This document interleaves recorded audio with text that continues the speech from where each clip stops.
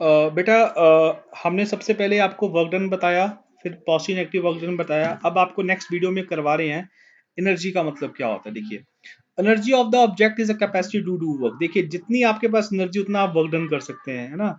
तो एनर्जी का मतलब क्या होता है, कैपेसिटी टू डू वर्क। जैसे देखिए, आपने सुबह सुबह ब्रेकफास्ट किया होता है तो हैव लॉट ऑफ एनर्जी, तो आप भाग दौड़ के काम करके हैं। जब जब आपका दोपहर तक आते हैं तो आपकी एनर्जी कम होनी शुरू हो जाती है। तो फिर आप लंच करते हैं, then you start doing the work, है ना।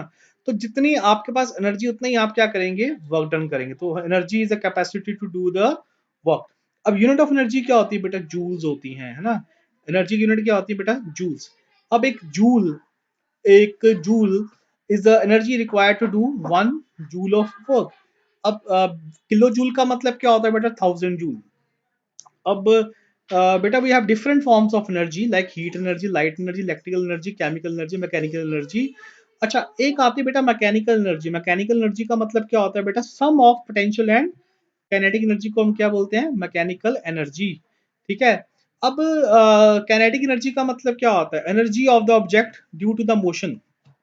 जब किसी ऑब्जेक्ट की एनर्जी होती है ड्यू टू द मोशन, उसको हम क्या बोलते हैं बेटा, we named as a kinetic energy. ठीक है। जैसे कोई ऑब्जेक्ट अगर आपका मूव कर रहा है ना, तो उसके पास कौन सी एनर्जी है, किनेटिक। जैसे कोई ऑब्जेक्ट आपका रन करता है ना, तो उसकी एनर्जी कौन सी, किनेटिक एनर्जी है। तो कोई भी मूविंग ऑब्जेक्ट के पास हमेशा आपके पास किनेटिक एनर्जी होती है। जैसे फॉलिंग कोकोनट के पास किनेटिक एनर्जी, स्पीडिंग कार के पास किनेटिक एनर्जी, फ्लाइंग एयरक्राफ्ट के पास किनेटिक एनर्जी, फ्लोइंग वाटर के पास किनेटिक एनर्जी, ब्लोइंग विंड के साथ किनेटिक एनर्जी। ठीक है। रनिंग एथलीट के पास किनेटिक एनर्जी। जो इसका मतलब है जो भी ऑब्जेक्ट आपका मूव कर रहा है स्पीड के साथ, वेलोसिटी के साथ, उसके पास कौन सी एनर्जी होती है बेटा, किनेटिक एनर्जी। और जितना तेज ऑब्जेक्ट वो मूव करेगा उतनी ज्यादा क्या होगी आपके पास, किनेटिक एनर्जी। जितना स्लो मूव करेगा उतनी कम क्या होगी आपके पास, किनेटिक एनर्जी। तो बेटा किनेटिक एनर्जी किस पे डिपेंड करती है, मास और वेलोसिटी पे। तो किनेटिक एनर्जी का फॉर्मूला क्या होता है बेटा, half m v square, where m is the mass of the object and v is the velocity with the object is moving. जैसे इस पे न्यूमेरिकल क्या आता है आपके पास, एनर्जी ई के स्टैंड फॉर किनेटिक एनर्जी। तो के जो होता है हमारा, जो नीचे होता है, इसको किनेटिक, के को किनेटिक एनर्जी से हम बेसिकली डिनोट करवाते हैं।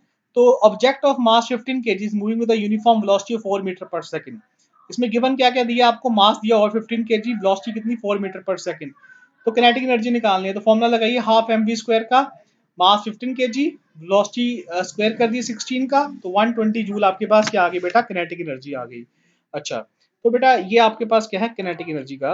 अब नेक्स्ट आता है बेटा पोटेंशियल एनर्जी। पोटेंशियल एनर्जी का मतलब होता है बेटा, जैसे मान लीजिए आपके पास कोई ऑब्जेक्ट है, ठीक है, और उस ऑब्जेक्ट की आप हाइट इंक्रीज करवा रहे हैं। उस ऑब्जेक्ट की क्या करवा रहे हैं, हाइट इंक्रीज करवाए हैं। जितनी हाइट इंक्रीज करवाएंगे, जितनी पोजीशन उसकी इंक्रीज करवाएंगे, है ना, उतना ही उसके पास क्या होगी बेटा, पोटेंशियल एनर्जी आ जाएगी। तो पोटेंशियल एनर्जी क्या होती है, ड्यू टू द पोजीशन और शेप। ये बात याद रखिए, पोटेंशियल एनर्जी का मतलब होता है ड्यू टू द पोजीशन और the shape of the object को क्या बोलते हैं बेटा, पोटेंशियल एनर्जी बोलते हैं। जैसे आपके पास रबर बैंड है, उसको जब स्ट्रेच करेंगे तो उसके बाद पोटेंशियल एनर्जी आती है, वो ऑटोमेटिकली फिर क्या होता है, रिलीज होता है। ठीक है। तो जैसे आपके पास टॉय कार है, टॉय कार जो होता है बेसिक, उसको क्या करते हैं, उसमें की लगी होती है। तो पहले आप की को, स्प्रिंग को क्या करते हैं, घुमाते हैं, तो उसके बाद किनेटिक, उसके बाद पोटेंशियल एनर्जी आ जाती है। तो फिर जब उसको छोड़ते हैं, then it will move with the kinetic energy. ठीक है। आपके पास डैम में क्या होता है, पानी हम क्या करते हैं, स्टोर करते हैं, ताकि उसकी पोटेंशियल एनर्जी क्या कर सके, इंक्रीज कर सके। उसके बाद फिर वो हाई पोटेंशियल एनर्जी के कारण वो जो पानी है वो क्या करेगा, फिर मूव करेगा विद सम किनेटिक एनर्जी। अब देखिए बेटा, potential energy of the object at height. अगर मान लीजिए कोई ऑब्जेक्ट है, हाइट पे है, तो उसके पास कितनी पोटेंशियल एनर्जी होगी उसके पोटेंशियल एनर्जी क्या होगी बेटा, जो ऑब्जेक्ट हाइट पे है उसकी जो एनर्जी को बोलते हैं ग्रेविटेशनल पोटेंशियल एनर्जी। मेरी बात ध्यान से सुनिए। मान लीजिए आपके पास कोई ऑब्जेक्ट है और वो हाइट पे रखा हुआ आपने, एच हाइट एच, उसके बाद जो पोटेंशियल एनर्जी होगी उसका उसका क्या फॉर्मूला होता है, एम जी एच। ये बात याद रखिए।